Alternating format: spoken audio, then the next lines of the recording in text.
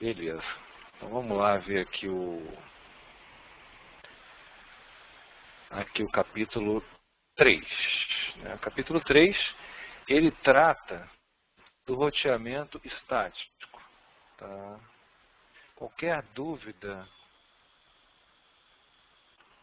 que você tiver, Perla, você, por favor, aciona o QIA, tá? Question and Answers, ok?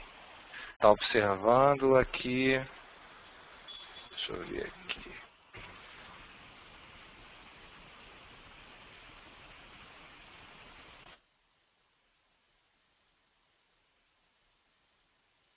Ok.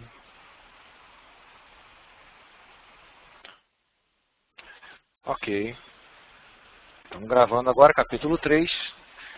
Então, capítulo 3 é o capítulo que vai falar sobre protocolos de roteamento dinâmico de uma maneira geral. Né? Então, a gente já viu no capítulo anterior, no capítulo 2, o roteamento estático. Tá? Então, agora a gente vai começar os roteamentos. Tem dois tipos de roteamento dinâmico. O de vetor de distância e o link state. Tá? Então, o que ele vai falar? Ele vai falar dos protocolos de roteamento dinâmico. Depois ele vai falar particularmente sobre os de vetor de distância, distância vector. Depois ele vai dar o exemplo do RIP versão 1 e versão 2, que são dois protocolos de roteamento de distância, roteamento dinâmico de vetor de distância.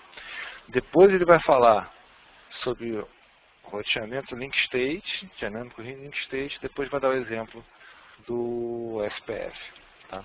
Então, esse capítulo, então, falei vários capítulos, 3, 4, 5, 6, né? Esse capítulo 3 é sobre os roteamentos dinâmicos de uma maneira geral. Tá legal? De uma maneira geral. Vamos lá, começar? Ok. Então, estamos aqui. Isso aqui é um quadrinho, tá? Que ele mostra vários protocolos de roteamento dinâmico. Tá? Aqui nesse vermelhinho, aqui, ó, né? nessa linha aqui que ele coloca, são aqueles que a gente vai estudar aqui no CCNA, tá? Só esses, tá certo? Repara que tem as linhas e as colunas. Esses que estão nessa linha aqui são classful. Esses que estão aqui são classless, tá? E esses daqui são vetor de distância e esses são link state, tá? Então são esses protocolos. E aqui tem uma linha do tempo de quando foi criado esses protocolos, tá legal? Ok.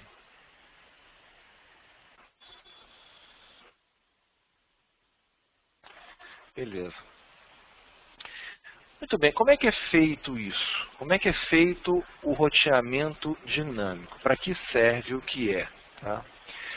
A gente já viu que a tabela de roteamento é uma das questões-chave do roteador. É através da tabela de roteamento que ele vai tomar suas decisões. Essa tabela de roteamento ela pode ser preenchida manualmente, no caso do roteamento estático, ou automaticamente. Tá? Que são as redes diretamente conectadas, que automaticamente são incluídas, e as linhas que são incluídas através do roteamento dinâmico. Como é que isso acontece? Muito simples. Os roteadores informam para os seus vizinhos a sua tabela de roteamento. Tá? Então, eles dizem, olha, vizinho, eu tenho a seguinte tabela de roteamento. E aí, chegando no vizinho, o vizinho vai receber essa informação, vai atuar com uma certa inteligência e vai administrar a sua tabela de roteamento. Tá legal? Muito bem. Os protocolos de roteamento, então, trabalham exatamente dessa forma. Tá? A tabela de roteamento, ela envia, através da seu algoritmo, um sinal de atualização. Essa atualização contendo a tabela de roteamento é processada pelo roteador que recebe. Esse roteador que recebe, ele vai trabalhar a própria tabela de roteamento e vai devolver para o outro vizinho as informações dele. E assim, as duas tabelas de roteamento vão ficar consistentes, tá certo? Consistentes, não vão ficar iguais. Cada um tem a sua tabela de roteamento a partir do seu ponto de vista. Mas é assim, são pacotes que são mandados, pacotes de camada 3, que são trocados entre os roteadores para que eles possam atualizar as suas tabelas de roteamento, ok?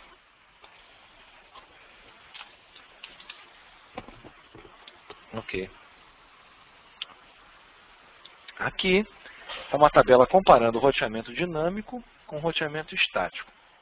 Em resumo, o estático é mais fácil de configurar, mas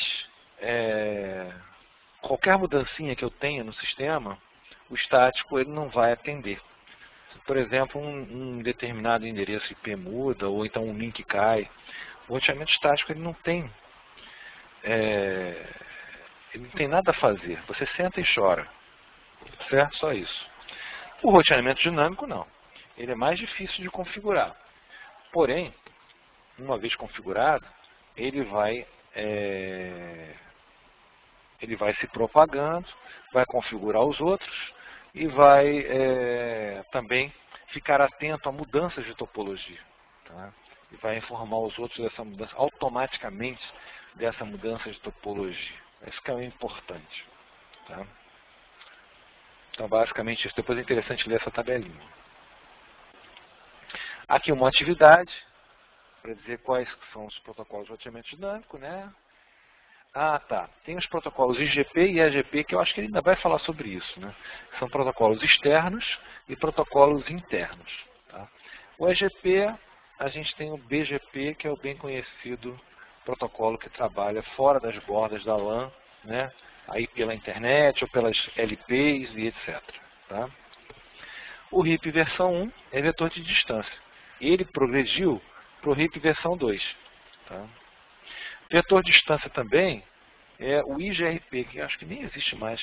É um protocolo proprietário da Cisco, que ele evoluiu para o EIGRP, tá? Extended IGRP. E os protocolos Link State muito usados também, o SPF e ISIS, principalmente operadores celulares usam muito ISIS. Tá? Então aqui está comparando o EGP com o IGP. Tá? O EGP é um protocolo de roteamento que fica fora dos limites do conjunto de roteadores, normalmente fica num campus, alguma coisa assim. Tá? Isso aqui é que atua, por exemplo, na internet, é o BGP. E aqui dentro os IGPs, que podem ser vários. Tá certo? Eu acho que existe também uma versão do SPF para EGP, tá? Mas é o BGP na prática que é mais usado mesmo, ok? Aqui está um packet trace, é sobre o assunto. Tá? Muito bem. Agora, em particular, o protocolo. Eu falei que existiam dois, né? O link state e o vetor de distância. Em particular, o protocolo de roteamento dinâmico de vetor de distância, ele funciona da seguinte forma. Tá? Primeiro, como é que o algoritmo desses protocolos funciona? Basicamente para duas coisas. Primeiro, para informar para os outros a sua tabela de roteamento. Tá? E segundo, para que quando uma topologia mudar, ou seja, um link cair, ou você trocar um roteador, botar outro, alguma coisa assim, a topologia se alterar, como é que ele vai reagir a isso? Tá certo? Então são as duas coisas que o algoritmo vai fazer. Legal? Enviar e receber a tabela de roteamento dos seus vizinhos e enviar uma informação quando a topologia muda. Tá? Então vamos lá. Então está aqui.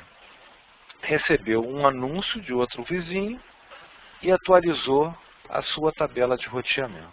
Tá certo? Isso é a primeira coisa que o algoritmo faz. E o vetor de distância, em que ele faz isso? Periodicamente. Tá? Periodicamente ele manda para todo mundo a tabela inteira de roteamento dele. Tá? Geralmente. Já o link state, que ele faz? Ele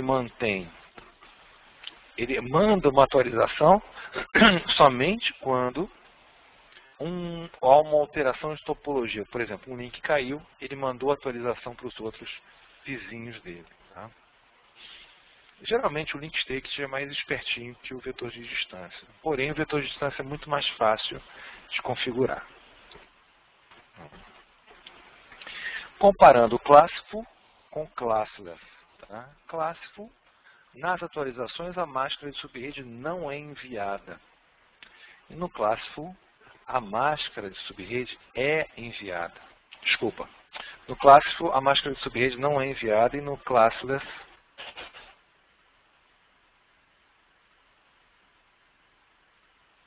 ok. No Classiful, então, olha aqui, ó. No Classiful, a máscara de subrede não é enviada nas atualizações, ou seja, é a mesma máscara para todo mundo. Aqui não. Aqui a máscara vai junto com as atualizações, eu posso ter uma situação em que eu tenho redes com máscaras diferentes. Tá?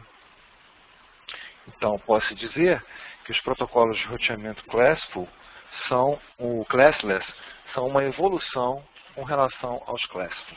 Tá certo?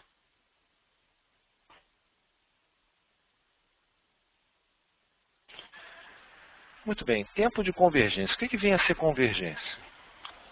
Eu disse para vocês que só está a Perla aí, né? Para você, Perla. Eu disse para você que os vizinhos recebem pacotes contendo as tabelas de roteamento dos outros roteadores, né? Então, a convergência de uma rede, ela ocorre quando todos os roteadores possuem tabelas de roteamento consistentes. Tá?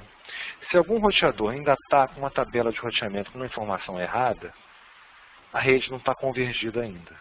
Então, quando você tem uma rede, liga todos os roteadores e o protocolo dinâmico começa a acontecer, eles começam a aprender as rotas. Tá?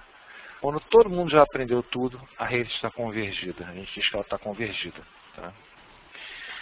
E quando é que o tempo que demora para convergir é uma característica do protocolo de roteamento. Quanto mais eficiente ele for, menor tempo ele vai levar para convergir. Tá?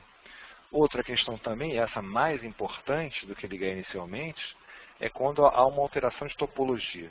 Quanto tempo ele vai demorar, a rede vai demorar para convergir depois de uma alteração de topologia. Tá? Essa é a comparação da convergência. Tá? Normalmente, tem uma convergência lenta, o RIP e o IGRP.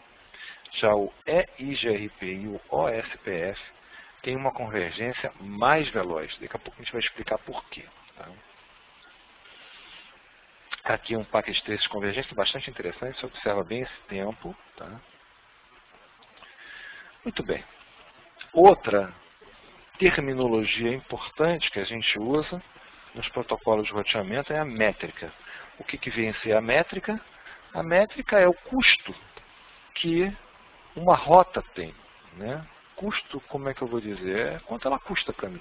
Em termos de tempo, em termos de outra característica qualquer. Tá? Se eu vou transmitir um pacote por uma determinada rota, e eu vou transmitir o pacote para o mesmo lugar, por uma outra rota, esses dois caminhos podem ter custos diferentes. O roteador vai escolher o caminho de menor custo. Tá? Então, o custo pode ser, por exemplo, o número de saltos. Tá? Daqui para cá, eu dou um salto. Daqui para cá, do R1 para o R3, eu dou 2 saltos. Do R1 para o R2, eu dou um salto só. Então, eu posso considerar o número de saltos como sendo um tipo de métrica. Tá? O protocolo RIP usa isso, por exemplo. O RIP usa o número de saltos como métrica dele. Tá?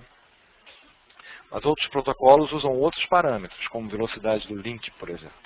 Tá? E aqui ele está mostrando dois protocolos diferentes, o RIP e o OSPF. Tá? Como eles usam métricas diferentes, Tá? E aqui eu tenho dois caminhos para chegar do PC1 até o PC2. Tá legal?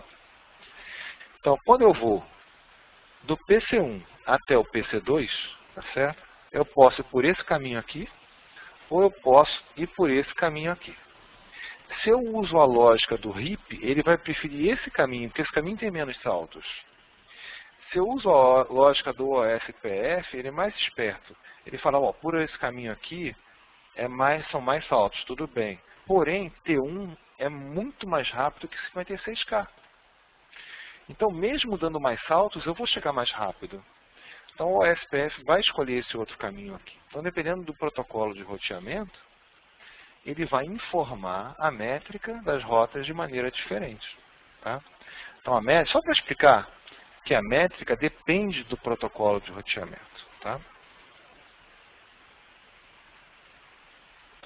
Aqui, como é que eu vejo essa métrica, essa tal métrica que a gente está falando? Que comando eu faço no roteador para ver essa métrica? Tá? Quando a gente dá um show IP hold, que a gente mostra a tabela de roteamento, a coisa que vem do lado aqui do endereço de rede são dois números separados por uma barra. Tá? O que está à direita aqui da barra é a métrica. Tá legal? Só para ficar aí. Né? Então, o que está do lado direito, aqui, ó, esse númerozinho 1 e esse númerozinho 2 são a métrica. Isso aqui é o RIP, né? Métrica. Ok?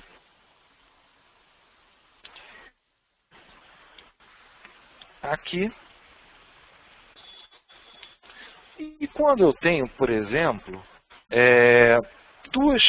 essa rota aqui, ela tem dois caminhos diferentes, mas os dois com a mesma métrica. Tá? O que é feito? É feito o balanceamento de carga. Tá? Então, o R2 ele possui dois caminhos para chegar no PC3, PC5, né? Do PC2 até o PC5, tem dois caminhos. Um que vai pela interface da esquerda, outro que vai pela interface da direita. Tem exatamente a mesma métrica. Como é que ele faz balanceamento de carga? Automático, tá? Bom, o que acontece? Não é comum, tá? Mas pode acontecer dentro de uma tabela de roteamento, existir informações dinâmicas provenientes de dois protocolos de roteamento diferentes. Tá? Então, se eu tenho, por exemplo, o SPF, aí no caso é IGRP e RIP, tá? São dois protocolos que calculam a métrica de maneira completamente diferente. Tá? Então, como é que a gente define quem a gente vai usar? Tá? A gente define por aquele númerozinho que estava à esquerda da barra, que a gente chama de distância administrativa. Tá?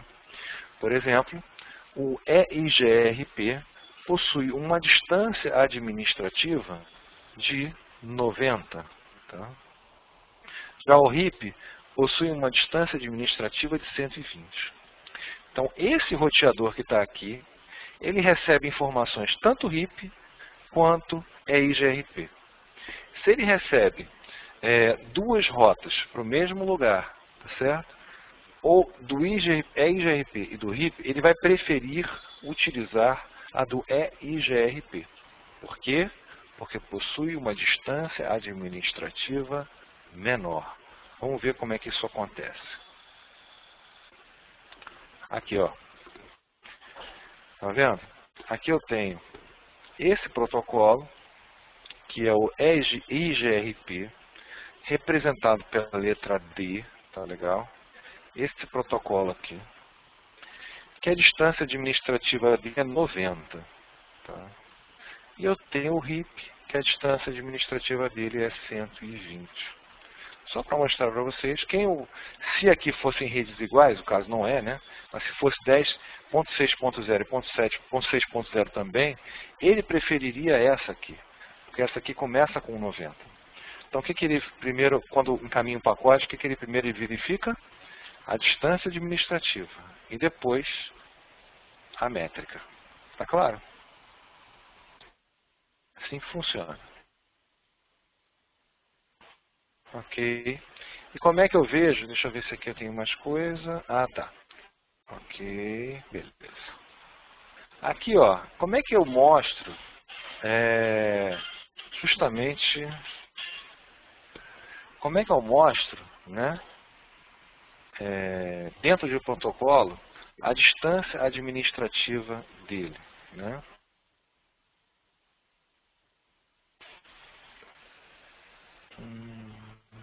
Aqui, Show IP Protocols. Eu vejo a distância administrativa dele. Pela tabela também eu vejo, né? Mas eu sei que nesse roteador estão rodando dois protocolos, o EIGRP e está rodando também o protocolo RIP.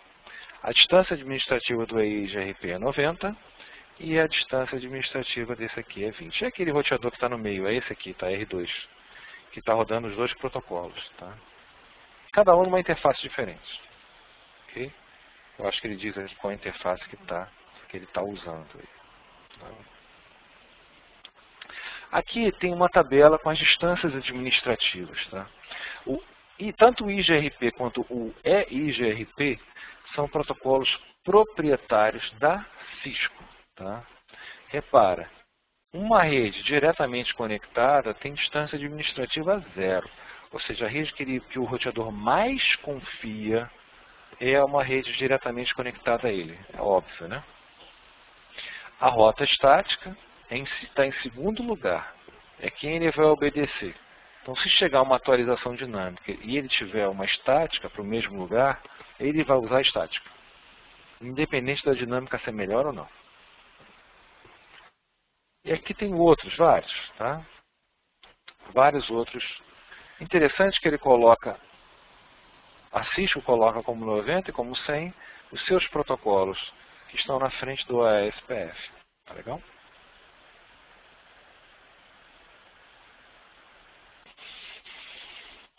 Muito bem. Aqui ele está mostrando a rota estática, rota S. Né?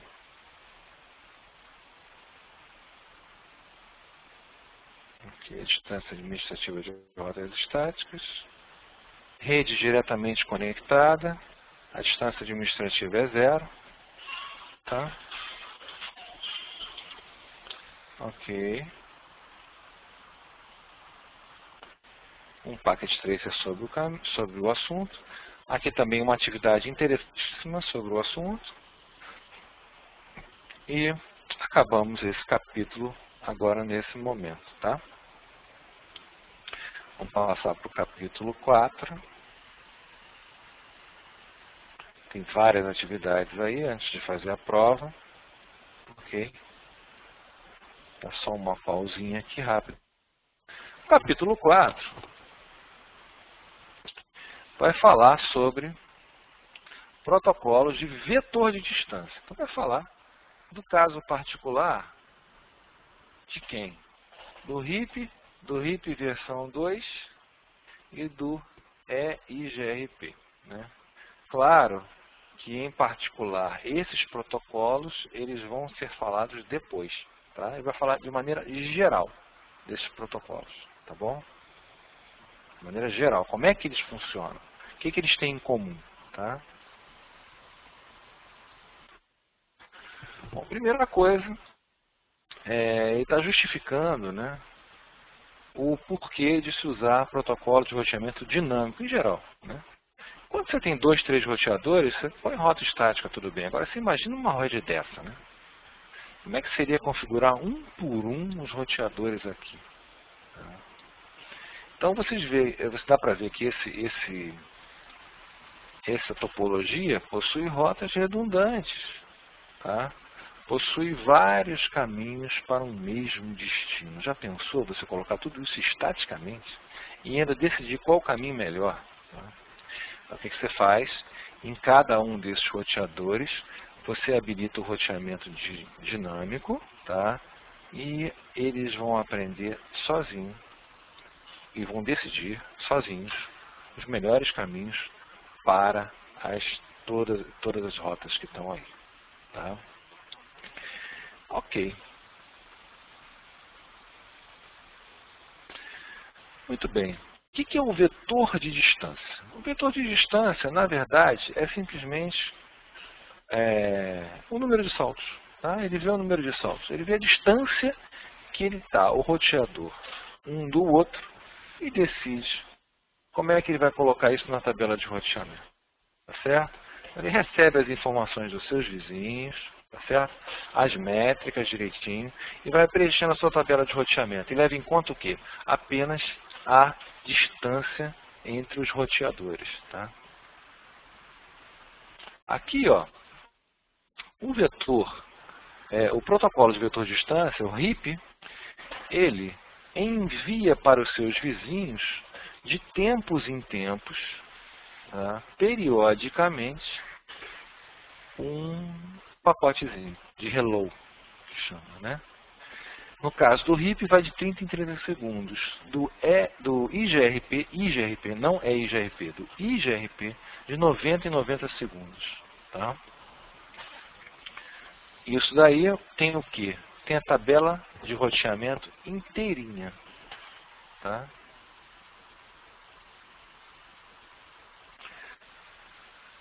E como é que isso aí funciona? Como é que essa atualização das tabelas de roteamento funciona? Olha só como é que é interessante. Esse roteador pega a tabela dele, né, essa rota, informa para ele que ele possui essa rota. O algoritmo dele vai trabalhar isso e vai jogar na tabela de roteamento essa rota. 172.16.1, que é essa rede aqui, né? Diretamente conectada. Já essa rede diretamente conectada aqui, do roteador 2, é informada ao segundo roteador via esse protocolo, que acrescenta essa informação aqui. Ao mesmo tempo, se essa rede cair, essa informação também é enviada para o outro, que vai automaticamente tirar ele da tabela de roteamento. É simples assim, né? Eles funcionam informando um ao outro as suas situações e as possíveis mudanças. Vantagens e desvantagens do vetor de distância. Bom, certamente o link state é melhor que o vetor de distância. Tá? Porém, a implementação é mais simples do vetor de distância. Tá? Outra coisa, o vetor de distância, você tem uma escalabilidade limitada. Você não consegue aumentar muito a tua rede, porque o tempo de convergência dele é maior. Tá? Então você vai ter um número máximo de roteadores que você vai poder ter dentro da tua rede. Acima disso, você vai ter que usar o vetor de distância. Você vai ter que usar link state. Tá? Por enquanto, enquanto a rede for pequena, você pode usar. Agora, a vantagem, loop de roteamento também são muito mais sujeitos a loop de roteamento, esse tipo de protocolo. Tá? Até mesmo por causa da convergência alta, tempo de convergência alto. Tá? Agora, ele é mais simples de implementar, o vetor de distância, do que o link state, e usa recursos de CPU, menos recursos de CPU locais. Tá?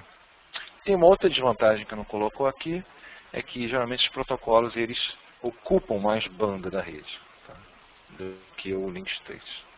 Aqui um exercíciozinho, né? Importante para depois.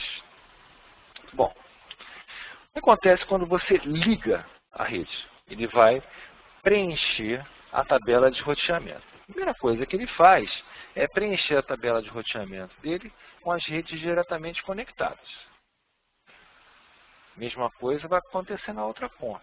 As redes diretamente conectadas vão entrar com custo zero, tá? A distância administrativa zero, ali. Tá? Ele está aí dando um exemplo de 3 roteadores. Todos eles preencheram as suas tabelas de roteamento com redes diretamente conectadas. Feito isso, eles vão enviar um para o outro, né? Vai ser o próximo slide. Eles vão enviar um para o outro as suas atualizações. Aí um vai aprender com o outro, o vizinho vai aprender com o outro as coisas. Tá? E aí as tabelas de roteamento dos outros roteadores, né, vão começar a ser completadas dinamicamente. Tá?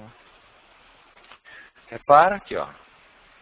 Mandou ao receber, né, ao preenchimento ali, ó, da tabela do primeiro, preenche a tabela do segundo, né, preenche a tabela do terceiro. Tá? Só que ainda não acabou. Vai ser necessária mais uma atualização. Agora, o vizinho vai falar com outro vizinho, uma fofocada danada, né? O que ele aprendeu, ó. O próximo slide vai ser isso, ó. Certo? Agora, eles vão informar o quê? O que também, a tabela vai toda de novo, né? Eles vão informar, basicamente, o que vai mudar é o que ele aprendeu com o vizinho dele para um vizinho do outro, tá certo? Para um terceiro, tá? Ok, é preciso 2 rodadas de atualização para dar uma convergida nessa rede aí. Na segunda rodada, que é essa, é que a rede vai convergir. Quer ver? Vai mandar o sinalzinho, tá mandando. Esse roteador do meio não tem nada novo. E aí os da ponta vão receber aí a atualização que é necessária. Tá certo? O primeiro do meio fica... Agora sim, a rede convergiu. Tá certo? Agora existiu convergência, que todas elas estão com a tabela de roteamento consistente. Repara, são tabelas de roteamento diferentes, porém consistentes. Bom, o que acontece? Quando você pega uma rede desse tamanho, você imagina só o tempo que vai levar para convergir essa rede, levando em conta que os pacotinhos são mandados de 30 em 30 segundos. Quantas rodadas você vai ter que dar isso aí, né? Para convergir isso aí. Tá legal? Então, o tempo inicial de convergência geralmente é alto. Tá?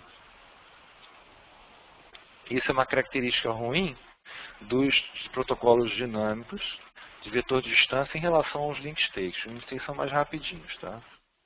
Por vários motivos. Tá? Ok, então é isso, tá vendo? Uma vez convergida, eles ficam mandando de 30 em 30 segundos no caso do RIP, de 90 em 90 segundos no caso do IGRP, a tabela inteira. A tabela inteira manda para todo mundo, num broadcast, tá certo? Então todos recebem a tabela de todos, tá legal? De 30 em 30 segundos. Então ocupa a banda, tá? Coisa que o vetor de distância não faz, ele faz diferente, como nós vamos ver já já. Desculpa, vetor de distância não, o link state faz diferente do vetor de distância. Tá? Aqui são os temporizadores que você pode, no show IP route você está vendo que a última atualização foi há 4 segundos atrás, e aqui no show IP protocols eu vejo em quanto tempo ele vai atualizar, no caso de 30 em 30 segundos. Aqui, ó, já no EIGRP, que é uma melhoria do IGRP. Primeiro, ele não manda em broadcast, ele manda em multicast as informações. Ele manda só para quem precisa, tá certo? E ele só informa também quando há alteração na topologia. Então ele dá a primeira convergida, depois ele só informa quando vai haver alteração de topologia. Então o IGRP é bem mais esperto. Por isso, ele possui, dentre os vetores de distância, ele possui convergência rápida. Tá legal? Convergência rápida.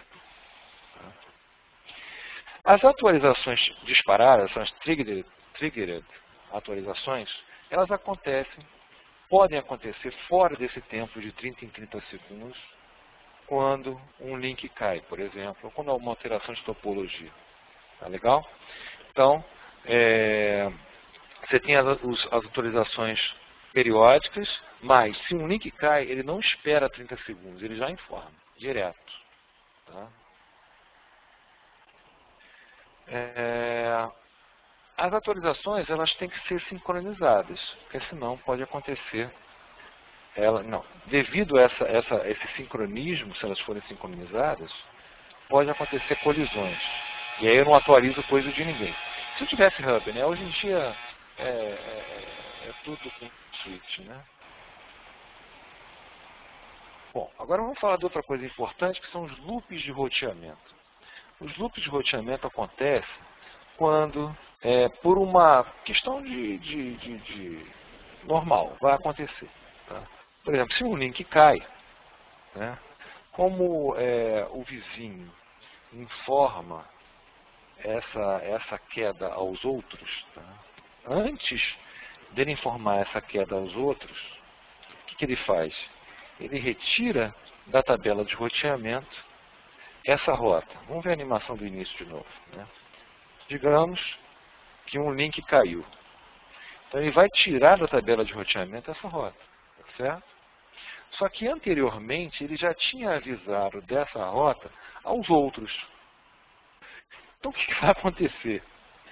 Ele, ao retirar ele da tabela de roteamento, ele não conhece mais isso aqui. Aí o que ele faz? Ele recebe do vizinho dele.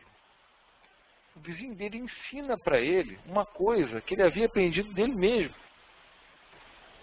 Só que errado, né? Ensina erradamente. Então vai entrar aqui uma entrada na tabela que não deveria ter entrado.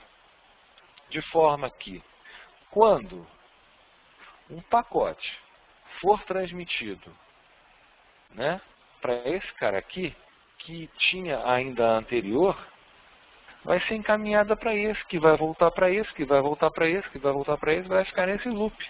Tá certo? Por quê? Tudo por causa do tempo de convergência. Tá? Então, o loop de roteamento é uma coisa que é real, acontece, e deve existir soluções para que isso não aconteça. Tá? Então, foram criadas técnicas para evitar o loop de roteamento. Tá? Aqui dá para ver o loop de roteamento acontecendo. Outro problema que acontece também, contagem até o infinito. Tá? Então, quando acontece isso, além do loop de roteamento, pode acontecer a contagem para o infinito. O que acontece? Essa rota é inserida aqui, e aí ele vai informar, ela entrou aqui com métrica 2. Ele vai informar esse cara aqui, e que vai entrar com métrica 3. E depois informa para esse aqui de volta, que vai aumentar a métrica dele para 4.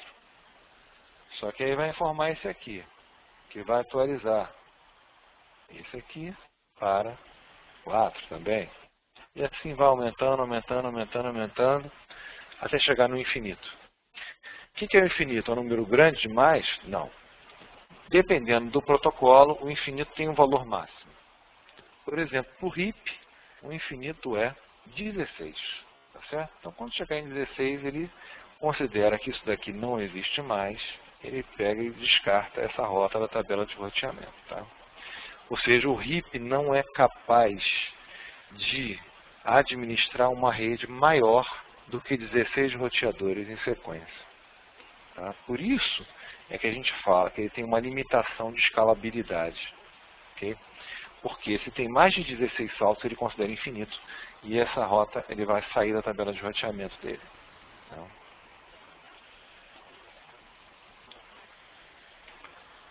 Ok, a rota fica inalcançável.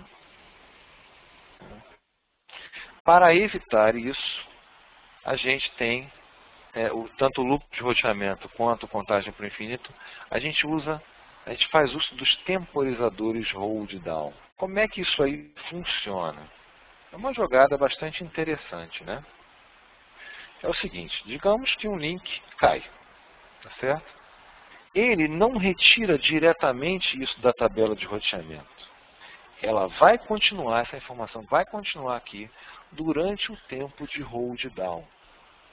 Isso vai fazer com que, se por acaso ele receber uma informação errada do vizinho, essa informação errada não irá sobrepor esta aqui, que ela é mais confiável do que a outra. Então o tempo de hold down vai, vamos dizer assim, minimizar a questão de loop de roteamento.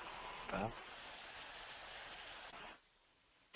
Geralmente a gente ajusta o tempo de hold down para as características da rede. Se a rede tem uma convergência grande, o hold down não precisa ser tão grande. Se a rede tem convergência pequena, o o tempo pequeno, o tempo alto de convergência, a hold down precisa ser mais alto. O split horizon é uma outra regra também para evitar loop de roteamento. Essa regra diz o seguinte: se eu aprendi uma rota de uma determinada interface, eu não vou ficar ensinando essa rota para essa mesma interface. Tá certo? Por exemplo, se você aprendeu se o R2 aprende essa rota aqui com o R3, ele não envia atualização dessa rota para o R3. Esse é o split horizon. Tá? Então, ele está aqui com essa informação é enviada para quem? Para o R2. Aí o R2, ele vai, na hora de mandar a informação dele, ele não inclui, ele inclui na atualização do esquerdo, ele inclui tudo.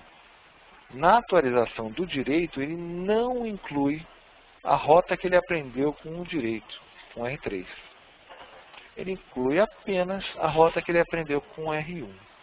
Reciprocamente, o R2 não vai enviar para o R1 a rota que ele aprendeu com o R1, apenas a que ele aprendeu com o R2. Tá? Isso evita também o loop de roteamento. Tá? Envenenamento reverso, road poisoning, né? O reverso não, envenenamento de rota é o seguinte: é uma outra técnica também que faz o seguinte: se por acaso um link cai, ele coloca a métrica dele 16, ou seja, infinita, tá certo? Então a próxima atualização que ele faz é para envenenar a rota nos outros roteadores, tá certo? Para que isso não gere loop de roteamento, ok? E uma técnica também é o envenenamento reverso, tá certo? Geralmente usado com split horizon, os dois juntos, tá? Então, além de não ensinar o outro, de onde recebeu, ainda envenena a rota que está com problema, tá certo? Envenenou a rota, e essa rota vai ser aprendida por ele, não vai ser de novo ensinada para o outro, de onde ele aprendeu, tá certo? Envenenou.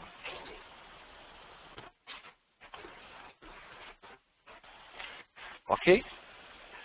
O time to live é uma característica interessante do protocolo IP que impede que pacotes fiquem circulando ao léu na rede.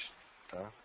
Toda vez que um pacote passa por um roteador, esse valor do TTL é diminuído em 1. Tá? Ele é decrementado. De forma que, quando chega a 0, o pacote é descartado pelo roteador. Ele não encaminha mais o pacote. Então, se por acaso um pacote entrou em loop, ele vai ficar em loop até acabar o TTL dele. Tá? O problema é que o TTL pode variar de 0 até 255. Tá certo? Então, o TTL pode ser até bem alto. Tudo bem? Mas ele não vai ficar infinitamente rodando pela rede. Uma hora vai acabar. E aí, ele vai ser descartado pelo roteador aonde ele chegar com TTL 0. Tá certo? Isso é questão de prova, essa questão do TTL. Hein? Okay. Aqui um exercíciozinho sobre convergência, velocidade de convergência. Tá? E aí a gente termina o capítulo 4. Ok? É um capítulo tranquilo também. Tá? Estão abertas as provas do capítulo 3 e 4. Tá, Perla? Ok? Para você fazer a prova. Tá? E os packet tracers são importantes, tá, para fazer. E também os testes de capítulo. Tá? O próximo capítulo a ser visto é RIP versão 1, desculpa, capítulo 5. Tá? E a gente termina a aula por aqui.